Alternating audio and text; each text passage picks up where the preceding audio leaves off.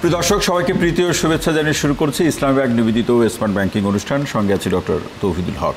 দর্শক, ব্যাংকিং সেক্টরের যে দক্ষতা বৃদ্ধি, যারা ব্যাংকে বিভিন্ন পর্যায়ে কর্মরত আছেন তারা মূলত কাজ করে থাকেন যে গ্রাহক যিনি আছেন তাকে সেবা প্রদান করার মাধ্যমে সন্তুষ্টি অর্জন করা এবং সেটি করতে গিয়ে এক্ষেত্রে যে প্রয়োজনীয় প্রশিক্ষণ কিংবা ওরিয়েন্টেশন এগুলোর যে প্রয়োজন হয় কর্ম অভিজ্ঞতার আলোকে কিংবা গ্রাহকদের বৈশিষ্ট্যগুলোকে বিবেচনায় রেখে আরও স্পষ্ট করে বললে যে ব্যাংকিং যে প্রোডাক্টগুলো রয়েছে সেই প্রোডাক্টগুলোর যে বৈশিষ্ট্যের সাথে কাস্টমারকে বা গ্রাহককে সম্পৃক্ত করার যে প্রসঙ্গটি রয়েছে সেটি মাথায় রেখে এখন প্রশ্ন হচ্ছে যে এক একটি দেশের ব্যাংকিং প্রেক্ষাপটে সেবা প্রদান করার যে মডেল বা প্রক্রিয়া বা জনগণ বা গ্রাহকদের বৈশিষ্ট্য সেই জায়গাতে দেশভেদে যেরকম ভিন্নতা রয়েছে তারই সূত্র ধরে বাংলাদেশের যে গ্রাহকের যে প্রত্যাশা ব্যাংকের কাছে, সেক্ষেত্রে ব্যাংক কিভাবে সেই প্রত্যাশা পূরণ করার জন্য নিজেদেরকে ঢেলে সাজাতে পারে, প্রশিক্ষণের যে আয়োজন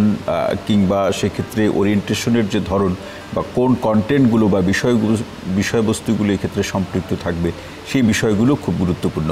এই বিষয়গুলোকে সামনে রেখেই আজকে আমরা আলোচনা করতে চাই। তারই প্রেক্ষাপটে আলোচনার যে শিরোনাম, ব্যাংকিং দক্ষতা বৃদ্ধিতে সেবার গুণগত মান উন্নয়নে কি করা যেতে পারে, করণীয় প্রেক্ষাপটগুলো কি, সেই বিষয় নিয়ে আলোচনা করব। এমন একজন সম্মানিত আলোচককে আমন্ত্রণ জানিয়েছি।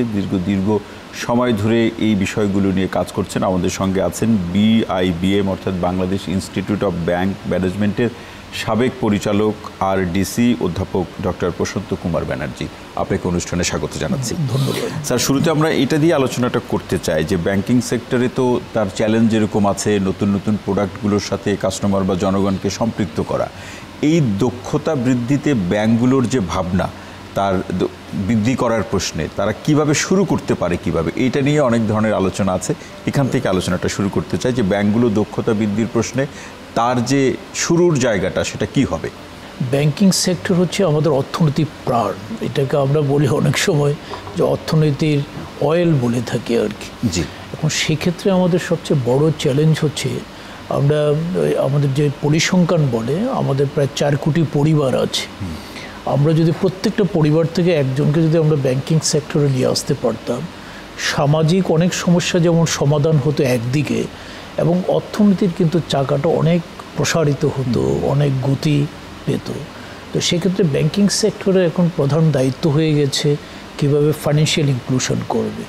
এখন ফাইন্যান্সিয়াল ইনক্লুশনের জন্য যে ইম্পর্ট্যান্ট ইস্যু সেটা হচ্ছে মানুষের বিহেভিয়ারটাকে অ্যানালাইসিস করে তাদের জন্য টেলরড প্রোডাক্টগুলো করা, যাতে আমরা সহজে জনগণের কাছে যেতে পারি। আমরা যারা এডুকেটেড পিপুল আছে তারা কিন্তু আমাদের চ্যালেঞ্জ না, আমাদের চ্যালেঞ্জ হচ্ছে যারা কম শিক্ষিত লোক আছে, গ্রামে যারা আছে, তাদেরকে আমরা কীভাবে পেনিট্রেট করতে পারি, সেটা কিন্তু আমাদের সবচেয়ে বড় চ্যালেঞ্জ আর কি। প্রোডাক্ট ডিজাইনগুলো দুটো ভাগে ভাগ করতে। আমরা যদি ডিপোজিটের কথা বলি, সেখানে শুধুমাত্র ইন্টারেস্ট রেট দিয়ে কিন্তু লোকজনকে আনা যাবে না। আমাদেরকে কী করতে হবে, কিছু নন ইন্টারেস্ট বেনিফিটস লোকজনকে দিতে হবে। যেমন আমি জানি মালয়েশিয়া এবং ডিফারেন্ট কান্ট্রিজগুলোতে, যেমন এই যে গার্মেন্টসে যারা কাজ করে এদের দেখবেন যে তাদের কিন্তু কোনো সেভিংস নাই। এখন আমরা যদি একটা প্রোডাক্ট ডিজাইন করতে পারি এইভাবে যে ইন্টারেস্টেড তো আছে, এটা তো অনেকটা নির্ভর করছে মার্কেটের উপরে, কিন্তু আমি যদি এমন কিছু বেনিফিট দিতে পারতাম যে ঠিক আছে, গার্মেন্টসের মেয়েরা যদি আমার ব্যাংকে একটা অ্যাকাউন্টস ওপেন করে, যদি কেউ বাচ্চাটা যদি GPA পাস পায় অথবা ঢাকা ইউনিভার্সিটিতে সে যদি চান্স পায়, তাহলে তাকে আমি একটা ল্যাপটপ দিলাম। এটা শুনতে ভালো লাগে, ইট সাউন্ডস বেটার। তো সেখানে হয়তো আমি 1 লাখ আমার কাস্টমারের মধ্যে হয়তো 5টা ছেলে মেয়ে কী পাবে, হয়তো GPA পাবে। এটা একদিকে আমার ইট সাউন্ডস বেটার, মানে গার্মেন্টসের মেয়েদের কাছে এটা খুব গ্রহণযোগ্য হবে, বলবে যে এই ব্যাংকের এই প্রোডাক্টগুলো নিলে উৎসাহটা বাড়বে এবং তারা অটোমেটিক্যালি ব্যাংকিং সেক্টরে তারা অন্তর্ভুক্ত। আরেকটা হচ্ছে, আমি তো একটা যখন ল্যাপটপ কাউকে দিচ্ছি, আমি কিন্তু একটা হেলদি সিটিজেন ক্রিয়েট করছি। বাংলাদেশের জন্য একটা ইম্প্যাক্ট আছে, পজিটিভ ইম্প্যাক্ট আছে, যেটা আমি বললাম এটা সমাজের উপরে ইম্প্যাক্ট আছে, অর্থনীতির উপরেও ইম্প্যাক্ট আছে। এবং এই যে আমি গার্মেন্টসের যে মেয়েগুলো আছে তারা কিন্তু কোনো সেভিংস নাই। আজকে যদি চাকরি চলে যায়, কালকে কিন্তু তারা বাড়িতে চলে যাবে এবং অনেকে একটা দুর্বিষহ অবস্থার মধ্যে পড়ে। অ্যাবসলিউটলি, মানে এখন তারা যদি গ্রামে যদি ফেরত যায়, আপনি দেখবেন যে তারা ওই যে আগে যা ছিল সে অবস্থায় যেতে পারবে না, কারণ কিছুদিন তো শহর এলাকায় থেকে শহরে কিছু সুবিধা তারা ভোগ করেছে, গ্রামে গিয়েও তারা কিন্তু অ্যাডজাস্ট করতে পারবে না। এখন আমাদের দরকার হচ্ছে যারা আমরা রুট লেভেলে আছি তাদের জন্য ভালো ভালো প্রোডাক্ট করা। কারণ অর্থনীতির টাকা যদি বালিশের নিচে থাকে, পিলু কাভারের নিচে থাকে, মানি ইজ দেয়ার, কিন্তু মানি কিন্তু অর্থনীতির কল্যাণে ব্যবহৃত হচ্ছে না। তো সেই জন্য আমাদের ব্যাংকিং সেক্টরকে এখন কিন্তু তাদেরকে চিন্তা করতে হবে। আজকে আমরা বলি অনেকগুলো ব্যাংক আছে, কিন্তু এটা দুর্ভাগ্যের বিষয়, যেখানে কিন্তু ব্যাংক নেই সেখানে কোনো ব্যাংকই নেই, আর যেখানে আছে সবগুলো ব্যাংক আছে। আপনি যদি দেখেন উত্তরার মধ্যে সব ব্যাংকের শাখাগুলো আছে, কিন্তু একটু দূরে দিয়াবাড়িতে দেখবেন যে কোনো শাখা নেই। কাস্টমার রেডি করবেন নাকি রেডি কাস্টমার থেকে আপনি টানাটানি করবেন? ব্যাংকগুলো কিন্তু দুটোই ভাবতে হবে, দুটোই ভাবতে হবে। বাট আমাকে যদি জিজ্ঞাসা করেন, আমি কিন্তু সেকেন্ড যে অপশানে সেখানে আমি বলবো যে টানাটানি করার দরকার। আপনার যেখানে আনব্যাংকড পিপল আছে, আপনিও জানেন, আপনি একজন শিক্ষক মানুষ, আমরা ফাইন্যান্সিয়াল ইনক্লুশনটাকে 3 ভাগে ভাগ করি, হ্যাঁ, ব্যাংকেবল, আন্ডার ব্যাংক এবং আনব্যাংকড। এখনও আপনি স্ট্যাটিস্টিক্স দেখলে আমাদের কাছে খুব গ্রহণযোগ্য মনে হয় না। 47% of people under the banking services. তাহলে মেজর পিপল কোথায় আছে? ব্যাংকিং সার্ভিসে। এখন তারা অর্থনৈতিক কর্মকাণ্ডে জড়িত হতে পারছে না, বিকজ তাদের কাছে অর্থ নাই, এবং তারা হচ্ছে স্মল সেভার্স। তাহলে এই দিকগুলোতে একটা হচ্ছে ফাইন্যান্সিয়াল এবং নন ফাইন্যান্সিয়াল বেনিফিটের একটা কম্বাইনেশন করতে হবে। আরেকটা হচ্ছে আইটি, ইনফরমেশন টেকনোলজি। যে আমরা সবসময় বলি যে আগামী দিনে ব্যাংক থাকবে না, বাট ব্যাংকিং থাকবে। তাহলে আপনি একটা লোক যদি রংপুরের একটা লোক রিমোট এরিয়াতে বসবাস করে, সে যদি আইটি সার্ভিসের মাধ্যমে সার্ভিসগুলো এখান থেকে নিতে পারে, মানে ঢাকা বা অন্য কোনো আরবান এরিয়াতে, that must be the first priority. এবং ডিজিটাল ব্যাংকিংয়ের যে প্রক্রিয়া সেটি তো ইতিমধ্যে শুরু হয়েছে, আমাদের আরও বেগবান হতে হবে। এই জায়গাতে স্যার একটি প্রশ্ন রেখে যায়, বিরতি থেকে ফিরে এসে শুনবো যে আপনি চমৎকার করে বলছিলেন যে আসলে জনগণ বা কাস্টমারের যে বৈশিষ্ট্য বিবেচনা করে ব্যাংকগুলোর যে কৌশল নির্ধারণ করা। বাংলাদেশে তো ব্যাংকের সংখ্যা একেবারে কম নয়, জনগণের সংখ্যা অনুপাতে যদি চিন্তা করি, তাহলে এখানে ব্যাংকগুলো এই কাস্টমারকে সন্তুষ্ট করা বা কাস্টমারকে প্রস্তুত করারও একটা প্রসঙ্গ রয়েছে।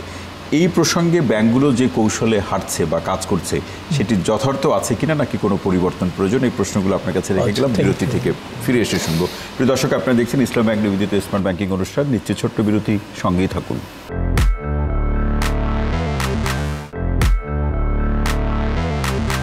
প্রিয় দর্শক, বিরতির পর আরও একবার স্বাগত জানাচ্ছি ইসলাম ব্যাংক নিবেদিত স্মার্ট ব্যাংকিং অনুষ্ঠানে। সঙ্গে আছে ডক্টর তৌহিদুল হক। যে বিষয়টি নিয়ে আজকে অধ্যাপক ডক্টর প্রশান্ত কুমার ব্যানার্জি স্যারের সাথে আলোচনা, যে ব্যাংকিং দক্ষতা বৃদ্ধিতে সেবার যে গুণগত মান সেটি উন্নয়নের প্রশ্নে কি করা যেতে পারে বাংলাদেশের প্রেক্ষাপটে। স্যার যে প্রশ্নটি রেখে যাওয়া, যে ব্যাংকগুলো যে কৌশল অবলম্বন করছে সেটি কি ঠিক আছে, নাকি এখানে যথেষ্ট পরিবর্তনের প্রয়োজন আছে? আপনাকে ধন্যবাদ। ব্যাংকগুলোতে যখন আমি অ্যাজ এ হোল বলবো, কিছু ব্যাংক তো আছে, দে আর ডুইং ভেরি গুড। এখন আমাদেরকে কি করতে হবে, সরকারও সেভাবে চিন্তা করে বা করেছিল আর কি। যেমন এক্সিম ব্যাংক যখন স্থাপিত হয়েছিল, তখন উদ্দেশ্যটা ছিল তারা শুধুমাত্র আমদানি এবং রপ্তানিতে সাহায্য করবে, কিন্তু পরে তারা আবার জেনারেল আদার ব্যাংক সেগুলো শুরু করেছে। এখন আজকে কৃষি ব্যাংকটাকে আমরা আরবানে রেখে দরকার না, আমাদের কথা যেমন বাংলাদেশ ডেভেলপমেন্ট ব্যাংক, এটাকে আমরা আবার কমার্শিয়াল ব্যাংকে রূপান্তর করেছি। উদ্দেশ্যটা ছিল তারা প্রজেক্ট লোন এবং টার্ম লোনের কনসেন্ট্রেশন। আমরা স্বাভাবিকভাবে বলি যে সব কাজে এক্সপার্ট, অ্যাকচুয়ালি সে কোনো কাজে এক্সপার্ট না। এখন আমাদেরকে ব্যাংকগুলোকে যেটা করতে হবে, আজকে ব্র্যাক ব্যাংক আমি অ্যাপ্রিসিয়েট করব, সিটি ব্যাংক তাদেরকে অ্যাপ্রিসিয়েট করব, পূবালী ব্যাংক তাদেরকে অ্যাপ্রিসিয়েট করব। আজকে দেখেন ব্র্যাক ব্যাংক, ওরা তো একটা এক্সাম্পল ক্রিয়েট করেছে যে কীভাবে শুধুমাত্র স্মল ইন্ডাস্ট্রিতে লোন দিয়ে শুধু প্রফিট না, one of the best bank in the country তারা একটা মডেল ডেভেলপ করেছে। এবং মডেল হচ্ছে স্মল ইন্ডাস্ট্রির জন্য তো আপনাকে ডিফারেন্ট মডেল আপনি ডেফিনেটলি সেট করবেন, কারণ ওখানে রেগুলার মনিটরিং করতে হবে। এবং স্মল ইন্ডাস্ট্রি যে দর্শন, যে ফাইন্যান্সিংয়ের দর্শন, সেটা হচ্ছে ফাইন্যান্স প্লাস হতে হবে। অর্থ দিয়ে আপনি ছেড়ে দিলে চলবে, তাহলে তাদেরকে একটু কানেক্টিভিটি করতে হবে, কারণ তারা তো ধরেন খুব শিক্ষিত লোক না। প্রপার গাইডেন্সটা না থাকলে সে তো ভুল করবে। ইউ আর রাইট, একদম কোয়াইট রাইট। এখন ব্যাংকিং সেক্টর থেকে আমাদের হয়েছে, এসএমই ফাউন্ডেশন হয়েছে, কিন্তু এখন দরকার হচ্ছে তাদের মধ্যে কানেক্টিভিটি করা, যে ব্যাংক, এসএমই ফাউন্ডেশন এবং কাস্টমার্স।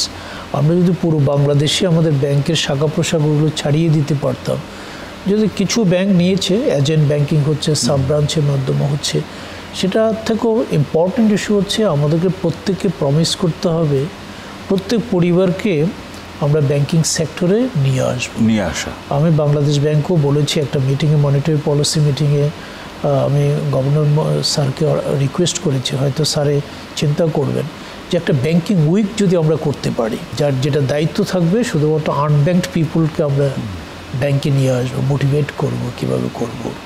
তাহলে সেটা যদি আমরা করতে পারতাম, তারপর আমাদের সেকেন্ড স্টেপ থাকবে আমার প্রোডাক্ট রেডি করতে হবে, লোকজনকে এনে প্রোডাক্ট রেডি করতে হবে, এবং যাতে ওই লোকগুলো ওই প্রোডাক্টগুলো অপারেট করতে অভ্যস্ত হয়, সেই জায়গায় এবং এই জায়গাতে স্যার একটা আলোচনা আছে, কখনো অভিযোগ আকারেও আছে, আমরা বাট আলোচনার প্রসঙ্গটাকে আমরা গ্রহণ করছি, সেটা হচ্ছে যারা একেবারে প্রান্তিক পর্যায়ের মানুষ, অর্থাৎ ফর্মাল চাকরি বা কাজ বলতে যা বোঝায় এরকম কোনো বিষয় না, বাট তিনি কাজ করেন, সেখান থেকে তিনি আয় করেন, কিছু সেভিংসও আছে, সেটি স্বল্প পরিসরে হোক অথবা মাঝারি পরিসরে হোক, এদেরকে গুরুত্ব দেওয়ার যে প্রসঙ্গ, সেটি কোনো ব্যাংকই আপাতত দৃষ্টিতে যদি আমরা দেখার চেষ্টা করি দিচ্ছে না।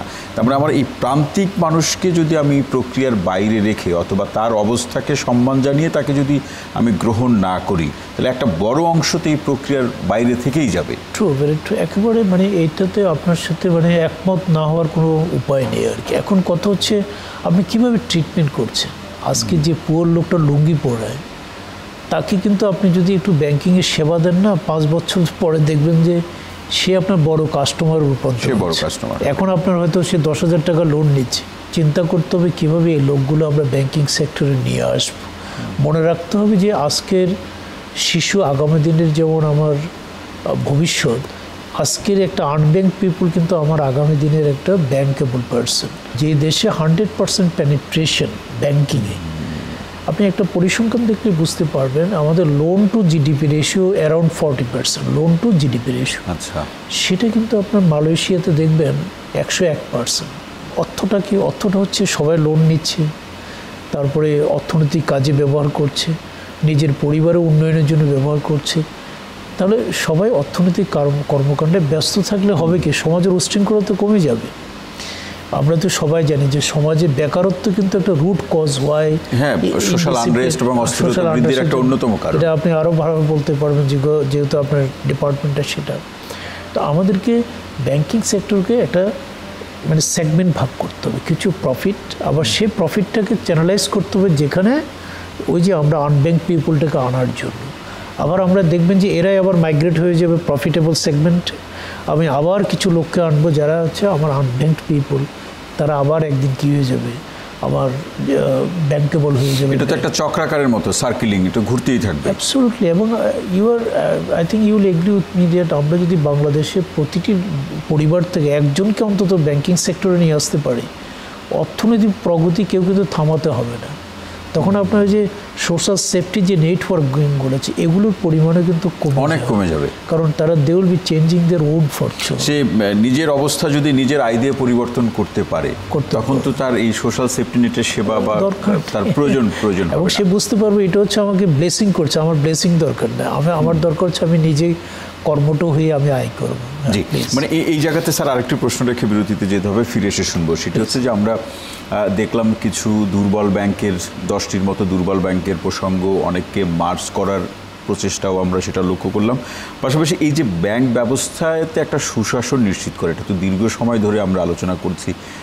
বিভিন্ন প্রশিক্ষণে আপনি যারা পার্টিসিপেন্ট থাকে তাদেরকে আপনি দক্ষ করে তুলছেন যে কিভাবে ব্যাংক গভর্নেন্স বা সুশাসন তৈরি করা যায়। ব্যাংকিং সেক্টরে আমরা তো আর শুনতে চাই না যে শক্তিশালী ব্যাংক বা সবল ব্যাংক আর দুর্বল ব্যাংক, ব্যাংক মানে ব্যাংক। তো সেই জায়গাতে সুশাসন নিশ্চিত করার জন্য বাংলাদেশের প্রেক্ষাপটে কি করা যেতে পারে, কোন মডেল অথবা বৈশিষ্ট্যগুলো অনুসরণ করা যেতে পারে, বাংলাদেশ ব্যাংক সেক্ষেত্রে একটা গাইডলাইন প্রদান করতে পারে সকল ব্যাংকগুলোর প্রশ্নে। এই প্রসঙ্গগুলো প্রশ্ন আকারে রেখে গেলাম, বিরতি থেকে ফিরে এসে শুনবো। প্রিয় দর্শক, আপনারা দেখছেন ইসলাম ব্যাংক নিবেদিত স্মার্ট ব্যাংকিং অনুষ্ঠান। নিচ্ছি আরও একটি বিরতি, সঙ্গী থাকুন।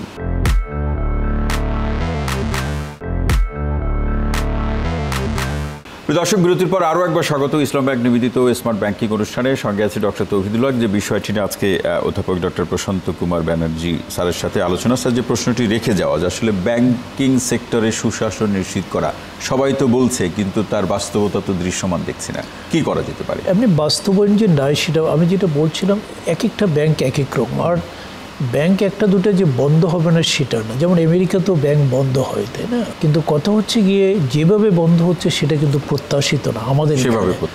আমাদের হয়েছে কারণটা কি? কারণটা হচ্ছে কর্পোরেট গভর্নেন্স। আপনি যেটা বললেন, কর্পোরেট গভর্নেন্সের ফিলসফি হচ্ছে চারটা। আপনার অল্প নিয়ম থাকবে, রুলসই উইল বি ভেরি মিনিমাম, এবং রুলসের প্রত্যেকটা ওয়ার্ড প্রত্যেক এমপ্লয়ি এবং অফিসার জানবে এবং ফলো করবে। থার্ড হচ্ছে নিয়ন্ত্রণ থাকতে হবে, ইউ মাস্ট কন্ট্রোল। ফোর্থ হচ্ছে আপনি মোটিভেশন, আপনার where you want to see yourself after 15 years.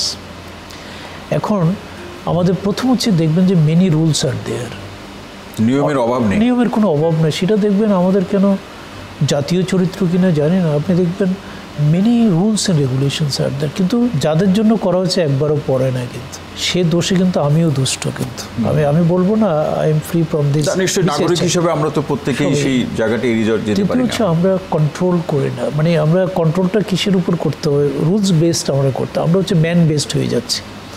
আপনাকে আমি পছন্দ করছি সেখানে, আর হচ্ছে আমার নিয়ন্ত্রণ থাকতে হবে, আমাকে কন্ট্রোল করতে হবে যাতে আমি ভীষণে পৌঁছতে পারি।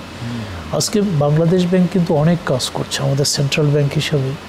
বাংলাদেশ ব্যাংক বলছে যে এসএমই সেক্টরে তোমাকে এই পরিমাণ লোন দিতে হবে, গ্রিন সেক্টরে এইসব লোন দিতে হবে। এগুলো বাংলাদেশ ব্যাংক বলছে ভালো, কিন্তু আপনাকে নিজের প্রয়োজনে এগুলো করা দরকার। কারণ ওই যে আপনার আজকের স্মল মানে কি পরশু দিনের লার্জ, তাহলে তো আপনি নিজে আপনার মার্কেটটাকে কী করছেন, আপনার ক্রিয়েশন করছেন। তো আমরা যেটা প্রত্যাশা করে কর্পোরেট গভর্নেন্সের যে রুলসগুলো আছে বাংলাদেশ ব্যাংকের, সেটা যদি আমরা প্রত্যেক ব্যাংক ফলো করি তাহলে কিন্তু আমরা এইসব প্রবলেম আমরা যাবো না আর কি। আজকে দেখবেন ম্যাক্সিমাম ব্যাংকগুলো যেখানে গেছে খারাপ বলে দেখবেন কর্পোরেট ল্যান্ডিং হয়েছে, 10,000 কোটি টাকা একজনকে দিয়েছে, অথচ বাংলাদেশ ব্যাংকে বলা আছে একজনকে 25% অফ ক্যাপিটালে বেশি লোন দেওয়া যাবে না। সেক্ষেত্রে কি স্যার আপনি মনে করেন যে বাংলাদেশ ব্যাংকের যে মনিটরিং এবং ইভ্যালুয়েশন যে সেলটা আছে, এখানে কোনো পরিবর্তন করা প্রয়োজন কিনা? এখন বাংলাদেশ ব্যাংক সেটা করছে, কিন্তু বাংলাদেশ ব্যাংক যে ট্রেডিশনাল যে মনিটরিংটা বা সুপারভিশন ছিল, বাংলাদেশ ব্যাংক এটাকে চেঞ্জ করে এখন রিস্ক বেসড সুপারভিশনে যাচ্ছে। তো ঝুঁকি যেখানে বেশি হবে সেখানে আপনার সুপারভিশনের পরিমাণটা অনেক বাড়াতে হবে। ডেফিনেটলি আমরা যখন ধরেন ওই যে আমরা অ্যাকাডেমিশিয়ানরা যখন বলি যে স্টেক হোল্ডার থিওরি, তো স্টেক হোল্ডার থিওরিতে বাংলাদেশ ব্যাংকেরও একটা দায়িত্ব আছে, ব্যাংকগুলোরও দায়িত্ব আছে, ইভেন কমিউনিটিরও একটা দায়িত্ব আছে। আজকে আমরা কমিউনিটি যদি বলে যে এই ব্যাংকটা খারাপ করছে, কমিউনিটি যদি দেখায় দেয়, যেমন আপনাদের মতো মিডিয়া যদি দেখায় দেয় এখানে তোমরা ভুল করছো, তাহলে কিন্তু ওরাও কি হবে, সতর্ক হবে এবং সংশোধিত হবে। আমাদের ডিপোজিটরদেরকে একটু ভাবতে হবে যে আমি কোন ব্যাংকের। স্যার একেবারে শেষ প্রশ্ন খুব ছোট্ট করে শুনবো, সেটা হচ্ছে কেউ বলার চেষ্টা করেন যেহেতু আপনি ব্যাংকার তৈরি করেন, এভাবেই আমরা জানি এবং বলতে চাই আপনার সম্পর্কে, সেটি হচ্ছে আমাদের এই দক্ষ ব্যাংকার, এটা কি ঘাটতি আছে? অনেকে এটাকে একটা বড় ঘাটতি হিসাবে বলতে চান। দক্ষ ব্যাংকারদের এটা তো আজীবনই থাকবে, কারণ সিচুয়েশন চেঞ্জ হচ্ছে। তবে আমার কাছে সবচেয়ে মনে হয় দুইটা জায়গা আমাদের যারা বোর্ড আছে, বোর্ডটাকে কিন্তু আপনাকে ক্যাপাবল পার্সন দিয়ে করতে হবে। আজকে সময় নেয় বলা গেল না। তারপরে এমডি যিনি হবেন তিনি কিন্তু স্টেক হোল্ডারের কাছে অত্যন্ত রেসপেক্টেড পার্সন হতে হবে, ডিপোজিটর হতে শুরু করে কমিউনিটি হতে, বোর্ড হতে, ডিপোজিটর, বরোয়ার্স, সবার কাছে এক বাক্যে বলতে হবে managing director of that bank he is not only honest, he is honest as well as he is a dynamic person, he knows the economy, he knows where that bank will go. শুধু সৎ হলেই হবে না, সৎকে তো আপনাকে deliver করতে হবে, আপনি অনেস্ট। কতিপয় বৈশিষ্ট্যের একটা প্যাকেজ তার মধ্যে থাকতে হবে, অন্যথা আসলে পরিবর্তনটা অ্যাবসলিউটলি। আপনি অনেস্ট হয়ে, somebody has the PhD, what is the benefit for the society? আপনাকে তো ডেলিভার করতে হবে, তাই না? তো সেই জন্য এমডি সৎ হতে হবে, নলেজেবল হতে হবে, ডাইনামিক হতে হবে এবং মিন করতে হবে। অসংখ্য ধন্যবাদ অধ্যাপক ডক্টর প্রশান্ত কুমার ব্যানার্জি স্যার, আপনাকে অসংখ্য ধন্যবাদ আজকের আলোচনা আমাদের সময় দেওয়ার জন্য এবং আপনার চমৎকার বিশ্লেষণ। চ্যানেল 9-কেও ধন্যবাদ। প্রিয় দর্শক, আজকের মতো ইসলাম ব্যাংক নিবেদিত স্মার্ট ব্যাংকিং অনুষ্ঠানটি এখানেই শেষ করছি। সবাই ভালো থাকুন, সুস্থ থাকুন, নিরাপদে থাকুন। সঙ্গে থাকার জন্য অসংখ্য ধন্যবাদ।